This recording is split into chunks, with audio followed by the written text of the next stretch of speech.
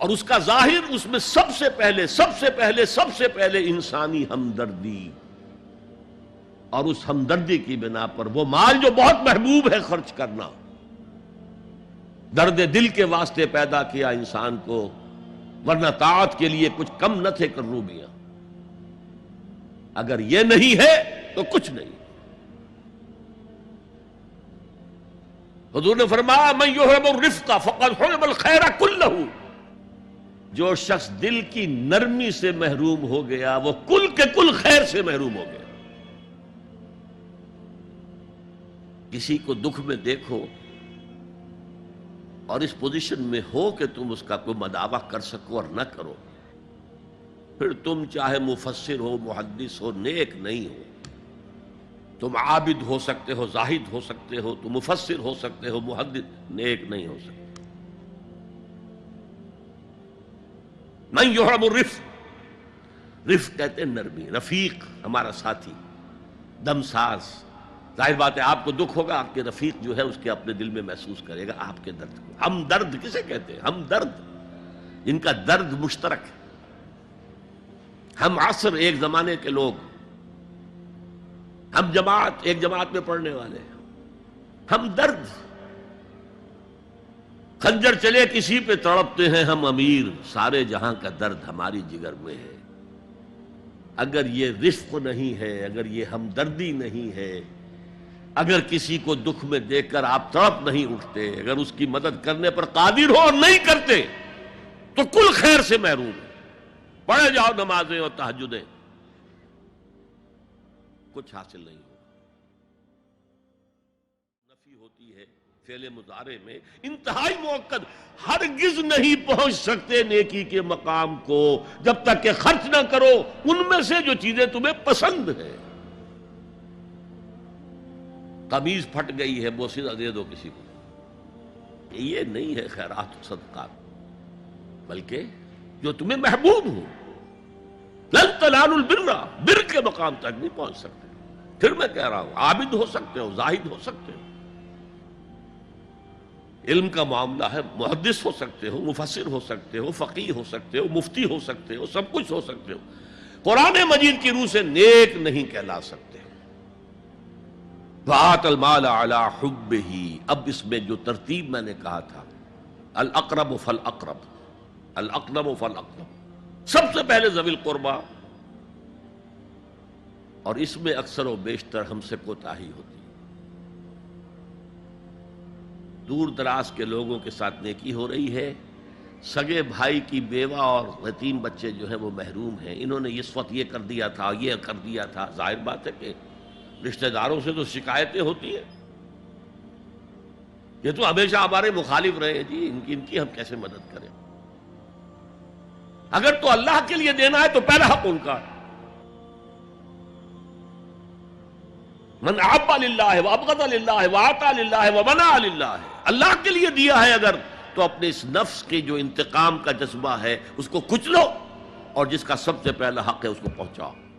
حق بحقدار رسید، ذوی القربى والیتامى،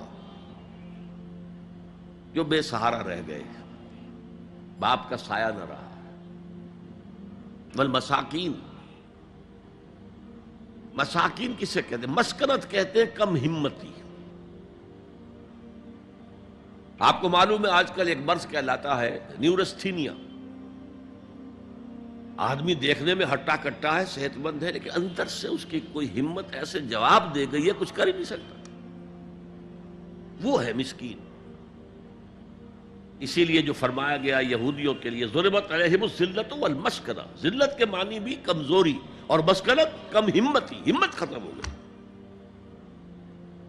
تو جو اپنے پاؤں پر نہیں کھڑا رہ سکتا اس وجہ سے کہ اس میں وہ ہمت کم ہو گئی ہے، وہ بھی مستحق ہے۔ وابن السبیل، اور مسافر۔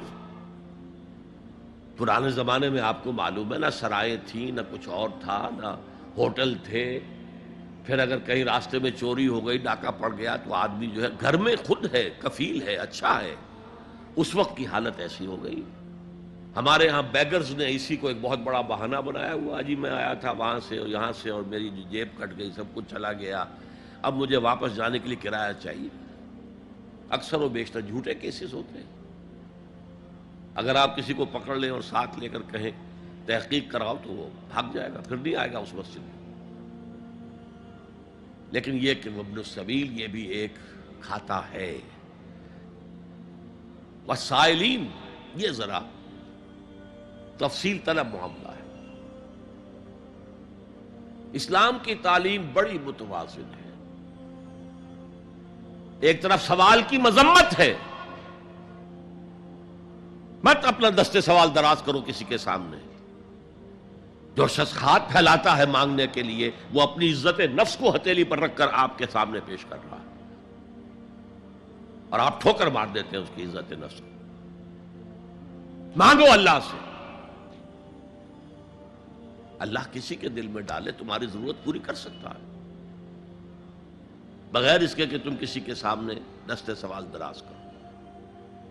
تو سخت مذمت ہے، اور خاص طور پر بیگری جو ایک انسٹیٹیوشن بن گیا ہے، ایک پیشہ بن گیا ہے، وہ تو اسلام کی تعلیمات کے منافی ہے۔ اور جس طرح کی ہم خیرات بانٹتے ہیں، 5 روپے کا نوٹ دے رہے ہیں مانگنے والوں کو، مسجدوں کے باہر سمجھ رہے ہیں ہم نے حاتم طائی کی خبر کو لات مار دی، حالانکہ حقیقت میں آپ انسٹیٹیوشن آف بیگری کو سپورٹ کر رہے ہیں۔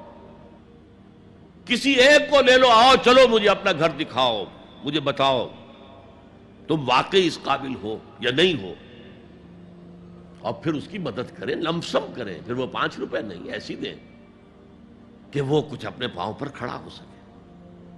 میں نے 1 روپیہ نہیں کہا، کہ 1 روپیہ تو اب کوئی شے نہیں رہی، لیکن یہ کہ 5 روپے کا نوٹ بھی آپ نے تقسیم کرنے شروع کر دیے، یہ کیا ہے؟ والسائلین وفی الرقاب، لیکن دوسری طرف سائل کو جھڑکنا نہیں ہے۔